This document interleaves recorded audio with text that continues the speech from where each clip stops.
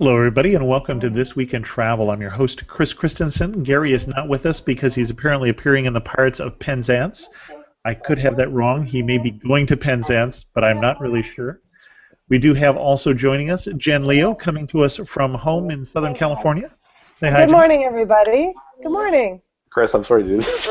My 3-year-old is also coming to visit me. And then joining us also are David Brodie from Vancouver and his 3-year-old. This is how you know it's live. There you go. Introduce your kids, David. Introduce your kids. This is Lucas. Hi, Lucas. Good morning, Lucas. Hi, Thank you Lucas. for joining us on This Week in Travel. Does Lucas have any strong opinions about travel that we should put into right away? He's a big traveler. He's on his 7th or 8th country already. That's amazing. What? It's 7th or 8th country already. That's right. Nice. That That's was excellent. more than I had done. My son had his first passport was a baby picture, but I didn't travel till much later in life than that. Well, before we start talking to David about some other things that we've been doing and other travel stories, we got 3 travel stories we want to cover. One is a great opportunity for you if your name is Elizabeth Gallagher. Now, I know that's very specific, but there is a man who is offering a free world trip to anyone with that name because it is the name of the girlfriend he has now broken up with, and he is stuck with tickets in that name. So if your name is Elizabeth Gallagher, Jen, you saw the itinerary for this. Would you be willing to change your name temporarily to Elizabeth Gallagher for this? Absolutely. Listen to where you get to go if you are Elizabeth Gallagher. December 21st, New York to Milan for a week, and then Prague to Paris. Prague to Paris, that's a little short. So you get to Prague to Paris is December 28th, but then December 29th it's Paris to Bangkok. And then January 7th, Bangkok to New Delhi. And then January 8th, New Delhi to Toronto. So at first I was pretty excited by the itinerary, but looking at the dates, do you think there's enough time in India or Paris? This is probably the best part. This is probably the best part. I am not looking for anything in return. I am not looking for companionship, romance, drugs, a trade, or to take selfies with you in front of the Christmas market in Prague, he wrote. At least get a selfie out of the deal, though. Yeah, I would ask for the selfie. I think he's not asking enough. If anything else, you should ask them to take pictures of you because, you know, when you're traveling on your own, one of the problems is coming home with no pictures of yourself. So, you know, I think you could ask for that. I don't think that would be asking too much. I think you could also ask to do as many things possible as to make the original Elizabeth Gallagher jealous that she did not take the trip. Now, David, this is somebody who is a fellow Canadian, one of your countrymen here who is offering this. Do you happen to know what the cost is in Canada to legally change your name and then change it back after the trip? That's a very good question. I do not know that, but there is 2 hooks, he says in the story, that you have to have the same name as his former girlfriend, and you must be Canadian to take the ticket as well. So probably easier to change your name than to become Canadian. That is true. That would take longer, for one thing. Absolutely. Something to keep in mind. Also, here's a story that I loved that Jen is not sure is a travel story, but it's coming to us from Barcelona. Barcelona, that's a foreign country. There's a new comedy club in Barcelona which is going to was having trouble getting people to come out. And so they have a new hook here. They've lowered their rates, but they will charge you more if you laugh more, and they're going to tell this via facial recognition software. So if you don't have a good time, it is much cheaper than if you have a terrific time. That seems entirely appropriate. Hey, Chris, why don't we Right now, put a neither shout of out you would have to pay. Anything. It would be free. Anything would be free. The least expensive night in a comedy club. I would like to point out to everyone listening, too, this is also free. But we're thinking of changing This Week in Travel to charge by the laugh. So, Chris, I was just saying we should throw out on Google Plus that we're recording right now. Isn't there a way that we can see some of the people in the Google Hangout so we could? I am willing to keep a tally of smiles that I see if there are people in our little board here. Well, now that we told them we're going to be charging for that, though, it's much less likely that they'll be sharing that. But probably in serious news, the big story this week in travel was the crash of actually two crashes, one of the manned spacecraft from Virgin Galactic, and the other unmanned spacecraft also was doing a tourism. I'm drawing a blank on the name of the second spacecraft, but that one was unmanned. So we had two different setbacks in your tourism in space over the last week. So sad, and I don't know, David or Jen, are either one of you really anxious? Would you go to space if you could find a sponsor that would pick up the $100,000 or whatever it is? I would be very tempted to. I mean, I think, yeah, who wouldn't want to go to space? It'd be amazing to do. At the same time, of course, what's happened this week is going to be a huge setback for them in terms of making this into a viable business going forward. My understanding is that Virgin has essentially announced now that anybody who has pre-booked trips, they're offering refunds back for. I think this will be a pretty substantial setback for them in terms of being able to actually get it off the ground. One of the things that I heard was that they were using surplus Russian rockets, and I think that may have been the cause of this. So apparently, if you're doing a high-end, tourism in space thing, picking up your rockets at Yuri's Weeby Rockets is turned out to have been a bad idea. But Jen, you're ready to go to space? I can't wait to go to space, and I loved hearing Richard Branson talk about it afterwards, where he was just saying he's not deterred and he really wants to travel to space in his lifetime. And I actually, of course, my condolences to the family. And, right. Yeah, absolutely. But I got to see the Virgin Galactic area when it very first started, and it was out in the desert, out near that. Chris, you probably know where it is. That airplane graveyard out in, is it Nevada? Oh, on the way to Las Vegas, yeah.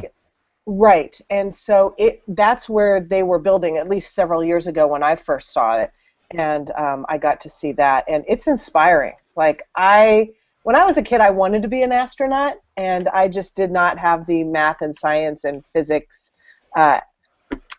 skill set to go down that path, but I am just in awe of everything astronautical.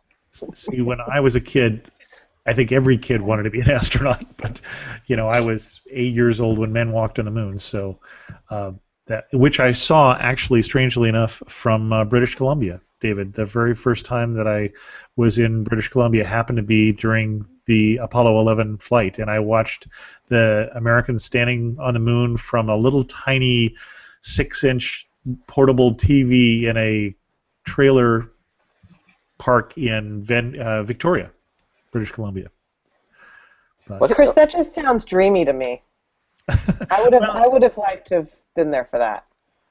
I wonder if it's related to my love of travel. I mean, that was one of the trips as a kid that really sort of, I didn't, like your son, David, get to travel when I was 3 to Fiji and other interesting destinations. I did get to go to Canada, though. So Canada's a very interesting destination. To a lot of national parks, including those in Canada and the U.S. If you ask Cora what she wants to be, she'll tell you she wants. She'll tell you she wants to be what? Oh, we lost Jen. David, would you care to guess what Cora would like to be? Well, probably an astronaut. Everyone would like to be an astronaut. Yes, if you ask Cora, she would like to be an astronaut.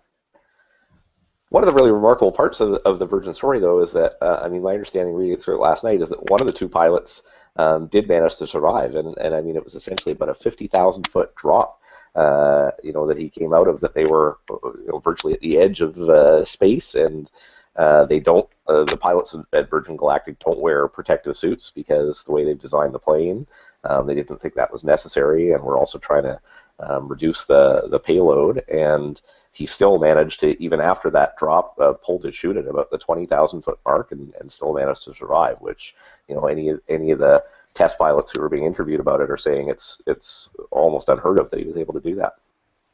Well, yeah, actually it looked like the crash from the beginning of the $6 Million Man, if I may date myself appropriately. But that actually is that is actual real crash footage from a real test pilot in the 60s. If you know what I'm talking about, those of you who are older who may remember that show. Although the man who was in that who did survive, but did not get legs that you could run 60 miles an hour. So that is not guaranteed. Chris, I know this is shocking to you, but I am old enough to remember that show. I just do not remember that particular episode. Well, that was the opening credits. That's the opening credits for the show. So you'll have to go back and watch it on YouTube for those of you who have no idea what I'm talking about. I think I used to have the action figure. Oh, there you go. There you go. Well, let's talk a little bit about travel. We actually all met up recently in Cancun. We were all at the TBEX Cancun. Jen and I now have also been in TBEX Athens since then. Gary and I did a show last week with some of the people who were at TBEX Athens, so we've had a chance to talk about that and how people did. Since we have both of you on for the first time since those shows, any interesting insights into the world of travel and travel blogging that you have learned in the last 2 months? David, start us off. Well, I would just say about TBEX itself. I mean, I've been to a couple of them now. I thought that the Cancun one was remarkably well done. I mean, it was a great crew down there.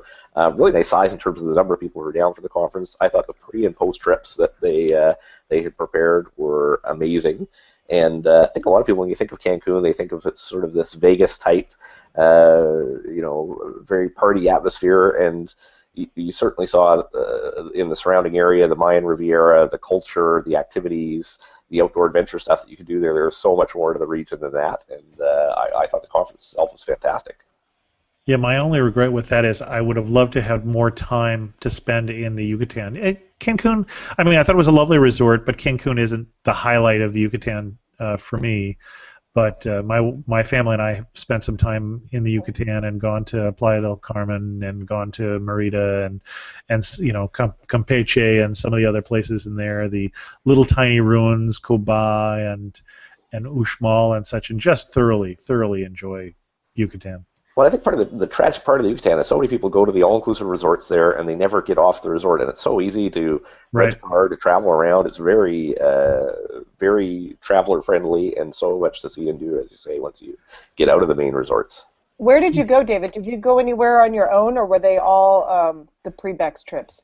Well, we spent a little bit of time in, and I'm trying to remember the name of it now. It's a small village between Playa del Carmen and Cancun. Fishing village that's quite well known for snorkeling and diving, and they've got a great cooking school there now, and its name is completely escaping me, unfortunately. So it's in the Riviera Maya, but it's not one of the bigger places. That's right. So you were there for a week ahead of time, weren't you? About 4 or 5 days ahead of the conference, yeah. And this was the first big trip without the kids? It was, absolutely. So we took advantage of it to get out and do some diving and snorkeling and cooking classes. And the thing that is always tough to do with kids is more the adventure activities. So we did a great fam trip through a number of cenotes, these sort of underground rivers that they've got there throughout the Mayan Riviera, where you can go rappelling and ziplining, and awesome way to spend a day. So did you do, now they do a variety of those. Some are just you go swim in a cenote and it's very simple, a little chilly perhaps, surprising how that water isn't always that warm.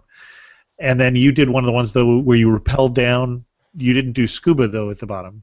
No, we didn't do scuba this time. We did snorkel through them. We spent 2 days, one where we went and explored a series of cenotes on our own, just with a rental car, and another one that was a more organized tour where you started off with a ziplining experience, swam through a river in the jungle, rappelled down later in the day into another cenote, and then ended with a kayaking experience, which was great. I'm not sure about the rappelling, but all the rest of that sounded really wonderful. There's that fear of falling.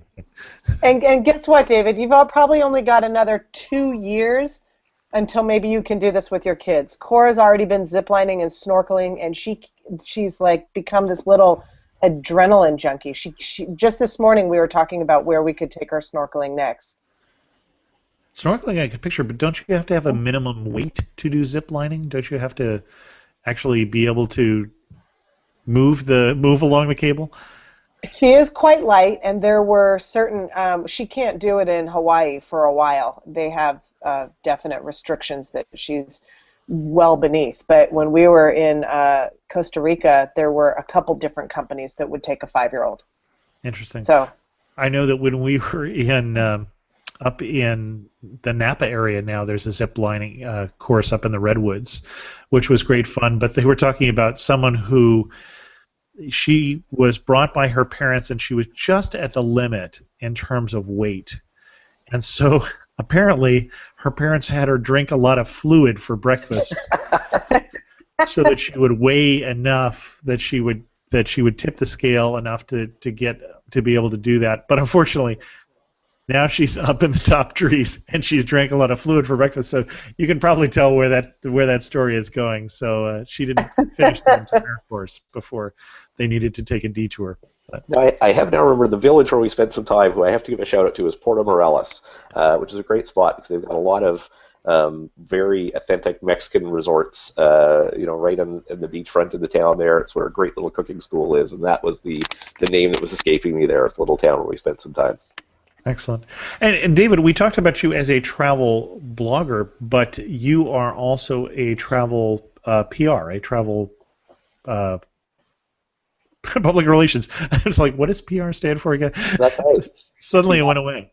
Yeah, I run a PR firm here in Vancouver. We've got offices across North America. We work with a number of travel clients. I started the travel blogging first. I probably, me and you both started a number of years ago doing our travel podcasts, and then got into PR after that. And now we work with a number of travel clients. Well, you got into PR after that because you were busy working for the Prime Minister, as I recall, which is... That was another good gig that I did for a while as well, absolutely. Who are some of your clients, David? So we do all the PR across North America for Travelocity, Princess Cruises, Destination BC, used to be known as Tourism BC. We just recently started to work with a new company called Top Deck Tours, Rocky Mountaineer Rail, so quite a number in the travel sector that we work with. And another one you can't announce right now. That's right, another one who we've just won recently that I know the contract is being signed this week, so I probably shouldn't disclose that one yet. Well, David, I am going to be on. I'm going to be moderating a panel at a family travel conference in Carlsbad at the end of the month with Susan Lomax. Do you know her with Princess Cruise Lines? I haven't come across Susan before. Princess hit a big event this week, though, for their 50th anniversary. They brought together the crew of the original Love Boat together for the first time since the series was on. So that was their big activity this week, and one of the bigger things for the brand in the past few years. I think I saw Johnny Jett with Julie. Did you see that on Facebook? Yes. And considering how long ago that was, they actually looked in pretty good shape. But I was surprised actually how many of them, were still around, because some of them were older at the time the Love Boat was on, and I was pretty young. But that is, that show really was a landmark show in terms of getting out the news about what cruises were, at least at the time. Totally revolutionized the cruise industry. I mean, it really was what popularized cruising across North America. Absolutely. Well, it's funny because you never ever saw them actually at the destination. It really just focused on the romantic experiences on the ship, and the time with the bartender. It was all of the parts of cruising that are not my favorite. My favorite part of cruising is, the fact that you pack once, unpack once, and get to go to different, get to wake up in different places and go see different places, and we never saw that on the show. Getting to date Charo while hanging out at the bar isn't your idea? Not my idea of.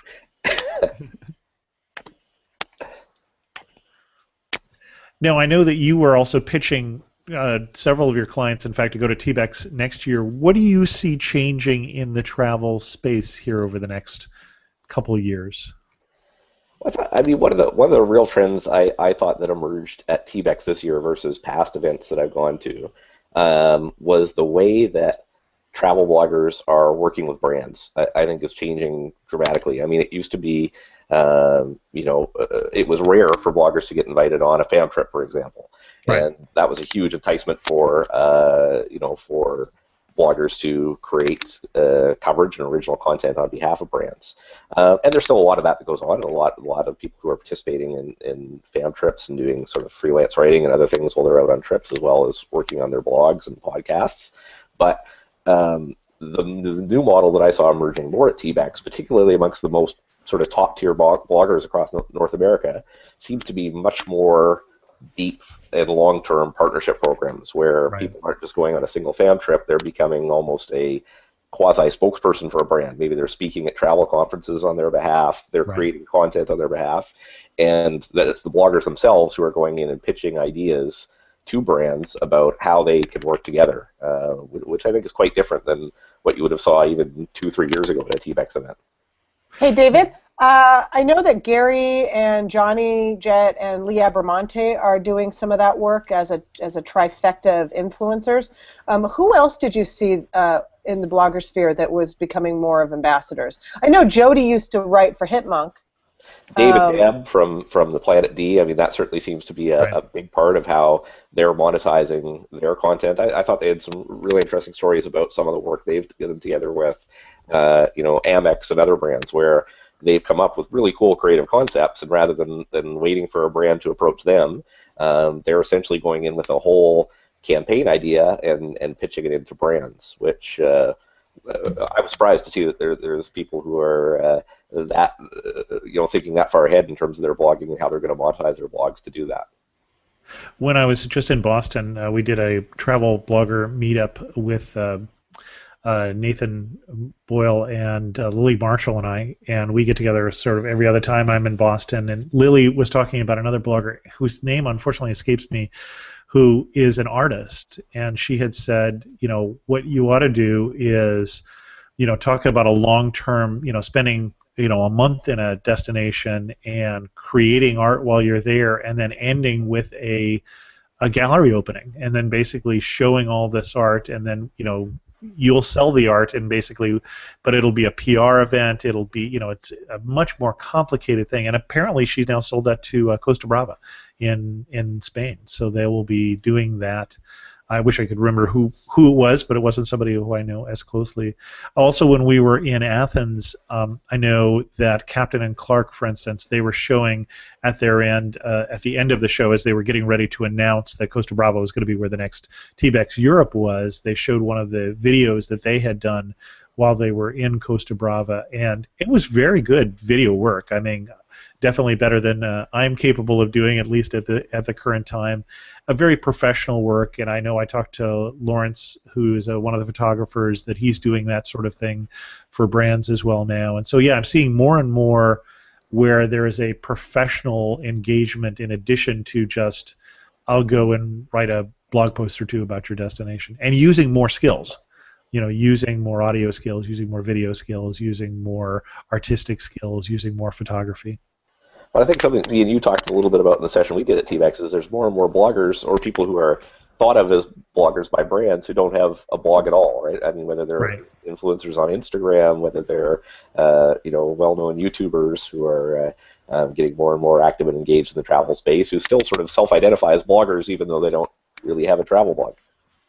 Well, and you had mentioned there's actually an agency now that basically is just pitching Instagram celebrities. Yeah, an agency that's sort of emerged here in Vancouver, Canada. That is that's all they are, is an Instagram agency. They go out and find sort of the top tier Instagrammers from around the world and almost become like agents for them, where they find brands who will want to partner together with them, organize fam trips for them to go out and. Whether it's a brand or a destination that they go and interact with, do a whole bunch of photography around, and they arrange the sort of financial relationship between them and the brand and represent sort of the top tier Instagrammers out there. I absolutely love that. I feel myself salivating and getting a chill of excitement, David. Well, I'm not kidding. I love that stuff. Jen, one of the things we haven't talked about on this show is what you and some of the family travel bloggers are doing now with Twitter chats and things like that. I mean, we're seeing more of that as a way of engaging now too, and a way of basically creating value and charging money. and that's outside of the regular fam trip sort of thing. And what's awesome about this, Chris, is we have a Kids and Trips Twitter party coming up this week, this Thursday at 9:30 a.m. Pacific time for Wyndham, who we connected with in TBEX Cancun. And so, yes, I've started a family travel-focused Twitter party called #KidsAndTrips with Katie Dillon of @La Jolla Mom and Colleen Lannon at Travel Mamas. And they're fun. It's a way for us to leverage our influence and a way for us to work with brands. We've already worked with Kaanapali Maui, Atlantis Resorts, and American Express, and now this week Wyndham. Very cool. Very cool. Brands seem to love Twitter parties right now. Somebody needs to start up a Twitter agency to represent all the top Twitter influencers. See, if only we knew somebody who was in the PR industry, David. Well, David, you know that Johnny Jett and Chris McGinnis have the very popular travel skills. Right. Friday morning Pacific time. I think it's 9 a.m. Pacific time, 9 a.m. noon Eastern time on Fridays. The hashtag for it is Pound Travel Skills.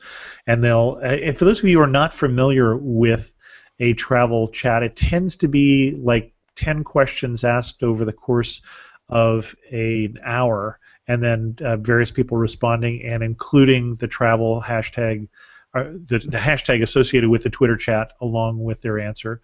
And usually you get a, Q1, here's the, this week, for instance, Travel Skills was about airports. So, what's the airport that really needs to be torn down?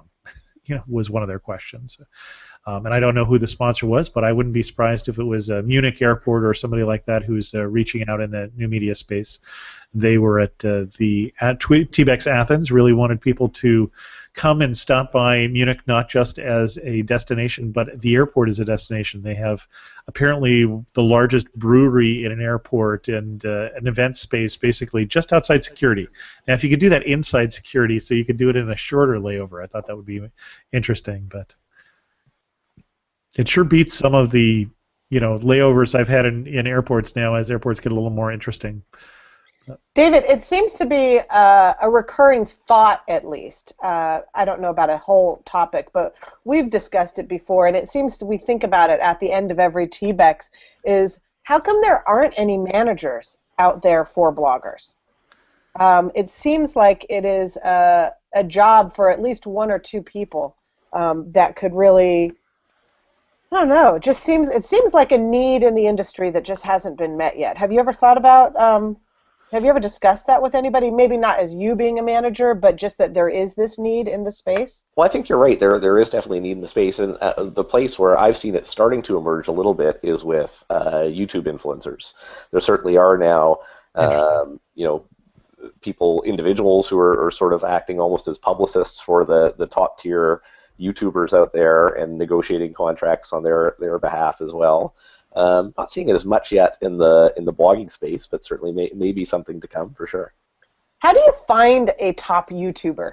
It's a good question. And I would assume I've heard a little bit about this in terms of Twitch and gamers, but I haven't heard about it much in terms of travel. Not as much in terms. Well, I don't think there are as many top YouTubers that are in the travel space as there are in some of the gaming space and some of the how-to space. Yeah, I think that's right, and I think what you're seeing some brands do is rather than specifically trying to target a YouTuber who necessarily is really active in the travel niche, finding someone who's got another niche but bringing them to a destination and trying to create some content that they know is going to get a lot of eyeballs on it that way. I don't know the answer to this, Chris, but the tool that you're developing, Blogger Bridge, does it have a ranking specifically in terms of YouTubers? No, not yet. We're still looking at the API for we. I'm talking about myself apparently in the royal we. I'm still looking at the API for Google. I've had a little trouble connecting in and getting the YouTube numbers, but that's coming. No, it's definitely something needed. But it's certainly something agencies spend a ton of time doing, is looking at all these channels, figuring out in different communities and different niches who are the most influential voices there. What do you think is changing, for both of you? So we've talked about what's coming. What's going away? 2 years from now, 5 years from now, how is travel going to be different as we're wrapping up a year here and starting to think about taking a perspective? What do you expect in 2019? Travel won't be like this anymore. I think we're going to see less and less of this idea of the bucket lists, people trying to chase themselves around the world, checking off a list of must-see, must-do destinations. I just get the sense there's less and less desire to do that, and that people are slowing down, spending more time in individual destinations rather than trying to check off a list as they make their way quickly around the world. In terms of, I wonder though, are you seeing that for people who are starting to travel, or are you seeing it for people who have been traveling for a while, are slowing down and trying to engage more? Yeah, probably with more experienced travelers, versus those who are just starting out. That I see, but I don't know the others going away anytime soon. Jen, I think guidebooks are going to continue to have a slow death. I think 5 years from now, everything is going to be much more digital because we're in a place where we need everything to be instant. And that doesn't mean that the publishers aren't going to adapt to technology, but I think you're going to see less and less of the hard copy guidebooks. How about the travel experience? I read a lot of stories about Airbnb being a disruptor, or Lyft, or Uber, or whatever. Do you think the travel experience is going to change that much in 5 years? Yeah, I think you'll continue to see services like that grow in popularity. I don't know what experience you've had with Airbnb. I found it's a tremendous way to get much more immersed in the culture of a place that you're traveling around. If you're traveling with a family, it makes it much easier when you've got all the facilities of a house or an apartment when you're traveling. And I think you're going to see those same types of disruptors in more and more spaces. One of the ones I keep thinking nobody has done yet here in the West Coast in Canada is around boats. There's so many boats sitting in marinas that are unused for 90% of the time, and nobody has found a way to monetize that in the same way that Uber has done with spare time for cars. Actually, it's out. Did you meet those people in Greece, Chris? I did. Blue, what was it? I'll look it up. But yeah, there is somebody who is in Greece that is doing some of that with or without a captain, and it is Blue. Was it IntelliBlue? Boat share startup. I'm googling it, but we did just see them. IncrediBlue. That's it. I knew it began with an I. Yeah, IncrediBlue is starting to do that around the world, not in any particular destination. It wasn't a Greek-specific thing, even though they were in Greece, and they do some of that in the Greek islands. No, which for me was a real interesting idea. So my daughter got married this year, and she married into a boat family. So, wherever they go, and in the summer vacations, they go and they usually, take one of their boats with them or something.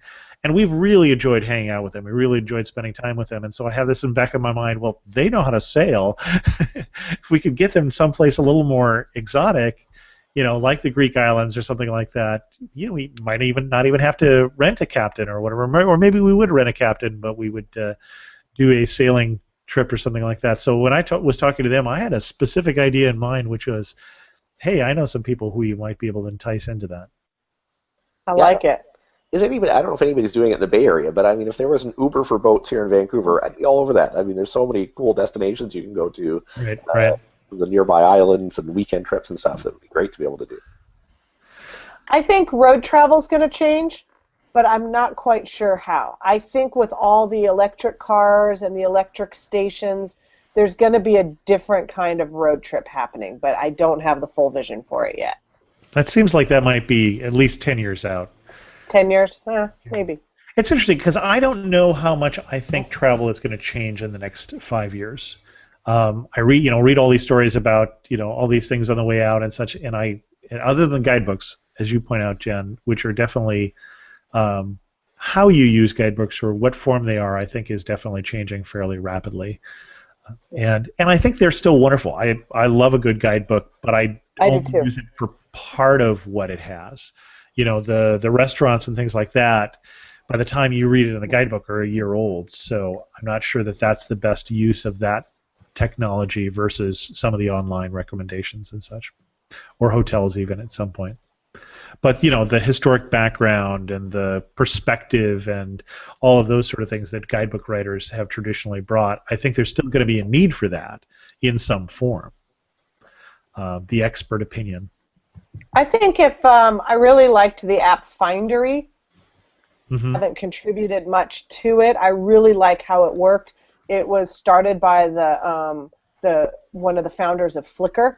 And what I liked about it is that they didn't want you to just talk about travel hotspots, but they wanted you to imprint your story into the app by destination. And so because of that, there was a lot of draw for history. So when I was testing Charleston on the Findery app, I was seeing all sorts of historical points of interest. So it wasn't just like as opposed to Afar Media. I love the Afar app, but that one is a lot more like places to go see, eat, do, which I think a lot of travel apps are focusing on actionable things and not just cultural things. And so I liked to see Findery bridging that gap. I was going to ask about the Afar app, actually, because for me, I found that has virtually replaced guidebooks for me. I mean, it's so user-friendly, easy to use. It's just you can get a very quick, clear, concise picture of a neighborhood, an area that you're in, and it's all geolocated, quick and easy way. I think apps like that are very much going to continue mowing the lawn of guidebooks for sure. And David, do you use an iPhone? I do, yeah. So have you upgraded to the iOS 8 and used Afar in the Today menu drop-down? I have not yet. I've just ordered my iPhone 6, but it hasn't arrived yet. But, okay, so check this out. I have the ancient 4S, but in the Today view, I've upgraded to iOS 8, and in the Today view, which is the thing that drops down from the top, you can enable Afar to be in that. So if I'm in San Francisco for Thanksgiving, the Afar app will tell me places to eat, see, do, shop right around me just in one swipe of the drop-down. It's pretty cool. Oh, interesting. I had not seen that. I don't have the Afar app. I feel left out in this conversation. Get it, Chris. It's a good one. The quality of the content, what surprises me is, how much that people are willing to contribute. And, it's not just like the type of quick reviews you would get on a TripAdvisor or somewhere else. Most of it's pretty in-depth, almost travel stories that travelers themselves are generating around the world. And really high-quality content. They've developed a great community of people who travel around the world. Well, and the community is a lot, as somebody who's done a lot of internet community since, before the internet, actually, since online services, the community is the hard part. The technology for the app is the easy part, and I get so many companies that pitch me, I've got a new technology travel app, and I'm thinking, that's great, but that's not the hard part. There's a couple different communities. Well, I'm going to be starting to working with Trippy. I think they've got an interesting community building there and some interesting things doing. But that is a lot harder than just let's make some technology that everybody can put in what their reviews are, or everybody can put, with TripAdvisor, it's not the technology that's the barrier to entry in that space. So I'm going to raise my hand because we have some listener feedback. I'm very excited about this. I would love it for more listeners to add their 2 cents to our conversation. Our longtime fan, Dick Jordan, is chiming in and says, David, try Googling Boatel, B-O-A-T-E-L, for options for staying on a boat instead of a hotel. Thanks, Dick. And I will. I don't know. Boatel. Well, before we wrap this up and get to picks, anything else we should talk about? I've actually had David on for now 2 hours now, so I'm sure he's ready to go. We shanghaied him into this because he and I were talking about Fiji on Amateur Traveler, so that's coming up in 2 weeks or something like that. David, is there anything you're working on that you would like to share Well, probably the big thing we were working on this week, Destination BC as our longest standing client, and being a British Columbian, what I always love working on, we just launched their new destination brand this week. They've got a great sort of brand video that they kick things off with called The Wild Within, that if you go onto YouTube, I think it's got about 130,000 views in the last couple of days.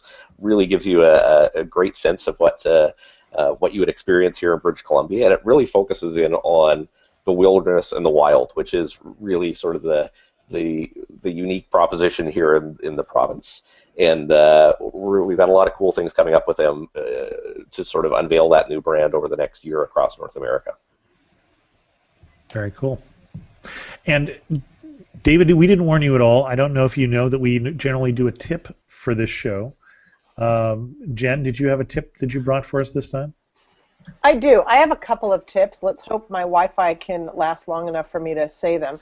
I read a book this week, so this is completely non-travel. It goes along with our social media talking and everything. I read Jab, Jab, Jab, Right Hook, How to Tell Your Story in a Noisy Social World by Gary V. I don't know how to pronounce his last name. There you go. And I loved it. I thought it gave so many great examples of what is working and not working in the social space in terms of, so like he was highlighting Facebook updates that were working and not working and why. And he did that for Twitter, Facebook, Instagram, Tumblr, I think. And so if you are wanting to sort of refresh or up your social game, I highly recommend that book. And just a brief summary, when he says jab, jab, jab, right hook, he's saying give something away for free, give something away for free, give something away for free, and then give your paid content. Here on This Week in Travel, really good at the jab, jab, jab. We just don't have a right hook. Never having a hook. Yes, correct. Yeah, but anyway, I loved it. So, Chris, you read it too then? Yeah, I read it last year, I think. Ages ago? Yeah, good stuff there. Okay, and so the travel-related... Go ahead. Sorry, you've got two. Well, bonus one. Bonus. So for the travel-related tip, I was pretty excited about this. If you are going to be in the New York area between November 28th and January 1st, on the weekends, do check out the Holiday Lights and Movie Sites tour from onlocationtours.com. onlocationtours.com has a special holiday tour where you get to go into the holiday side of the movies. So you get to go to the Bloomingdale's, 34th Street, Home Alone 2, Serendipity, Elf, New Year's Eve, Scrooged, and, holiday lights plus movies, it's got to be a win-win-win. They have all sorts of other types of tour options that are related to movies and TV movie sites, also in New York, Boston. They also do the Soprano Sites tour, Sex and the City, Gossip Girls, but Holiday Lights just sounds magical in New York. So check them out, onlocationtours.com. I enjoyed meeting them in Cancun, and I am a sucker for movie tours because, I've got a son who works in Hollywood, so I have to love movies. It's simply required.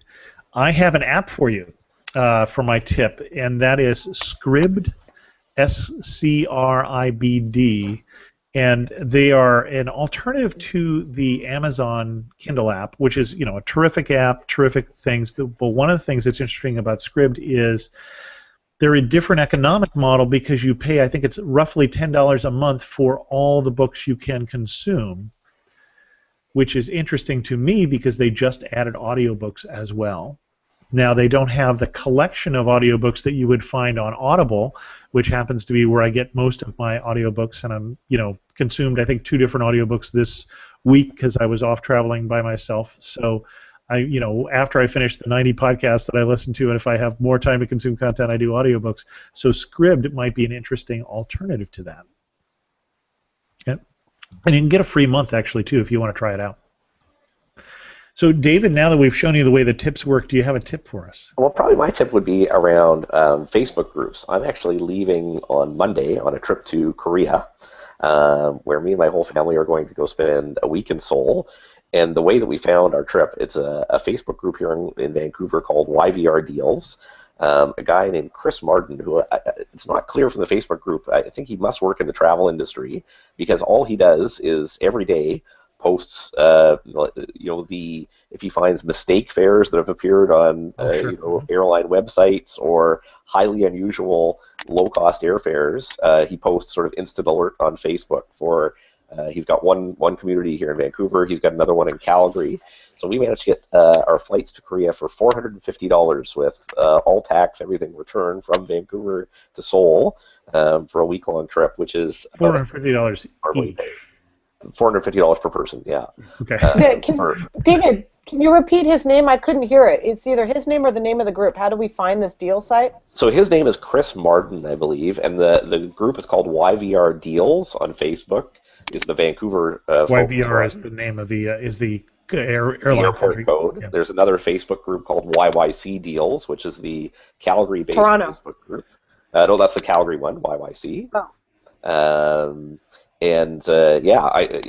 I don't know where he finds these deals, but the moment he does, you see thousands of people in Vancouver posting on their Facebook feeds and jumping on these trips. The one that we booked on, it happened to be flights on Delta that. For all that week, there were flights that were about a third of their normal cost to 5 or 6 different cities in Asia. No idea what we're going to do in Korea yet, but if you've got any suggestions, we leave in about 48 hours. So.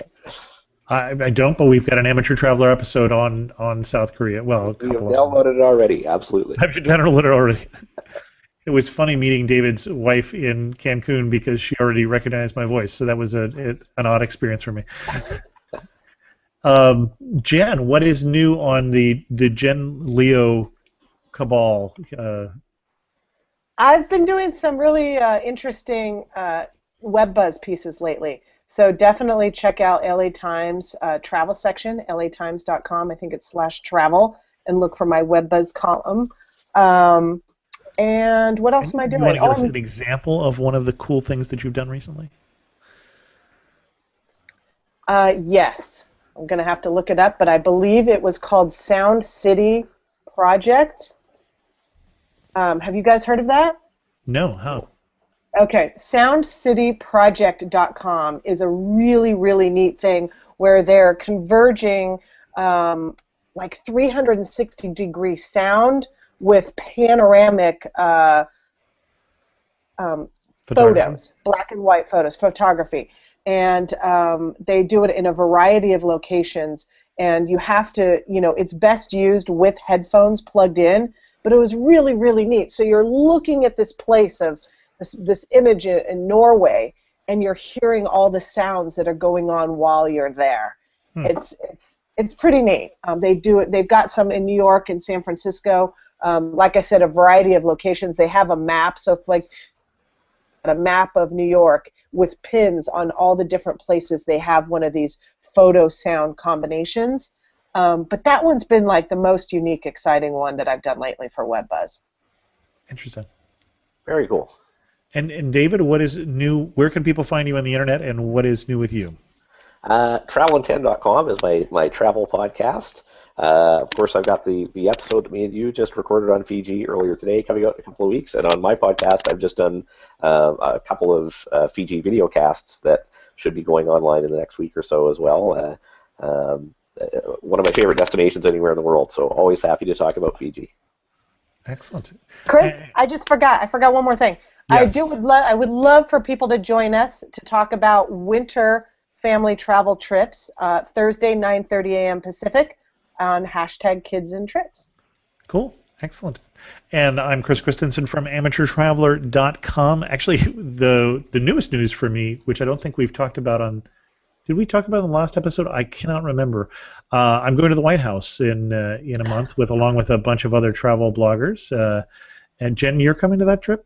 I'm not, but I'm so excited for you. I know a lot of people that are going, and I'm thrilled for you, Chris. That's going to be so great. I just thought of it earlier because David was talking about bucket lists going away. This was actually literally on my bucket list. I don't know what drove me to get invited to the White House on my bucket list, but it was on my bucket list that I published 2-3 years ago.